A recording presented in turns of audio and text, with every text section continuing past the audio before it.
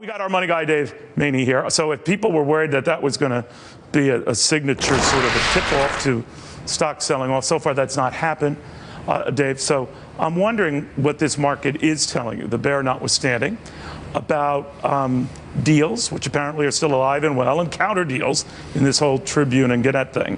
What do you make of the market right now, the fears that the Federal Reserve is poised to hike rates next month? What do you think?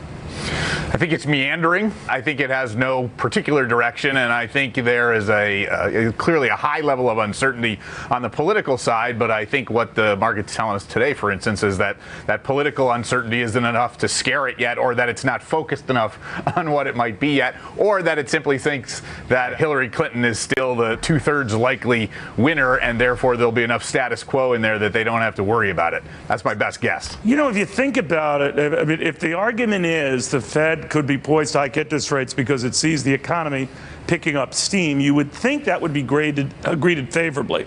But the offset is we've gotten so used to rates so low for so long, even with the last December rate hike. We don't let go easily, do we?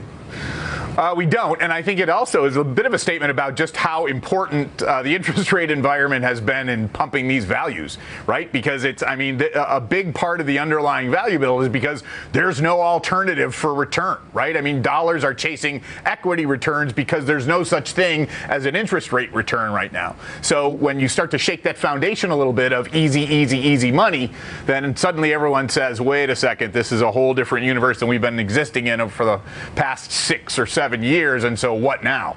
You know, I think it was one district president, maybe the San Francisco president, I could have it wrong, said not only one rate hike, maybe a couple of others to follow. Now that would be weird during an election year, not unprecedented, but it would be weird. Would the Fed dare risk doing that? My guess is that it's not like we're gonna, you know, we've lined up 4 of them and we're gonna go 1, 2, 3, 4. It's probably, hey, if we do 1 and the earth doesn't quake, we'll try 2, and if we do 2 and the earth doesn't quake, we'll go 3. That's probably the game plan, if I had to guess. Any worries you have in the near term about the pace of deals if those who make them hold off and wait to see how the dust settles?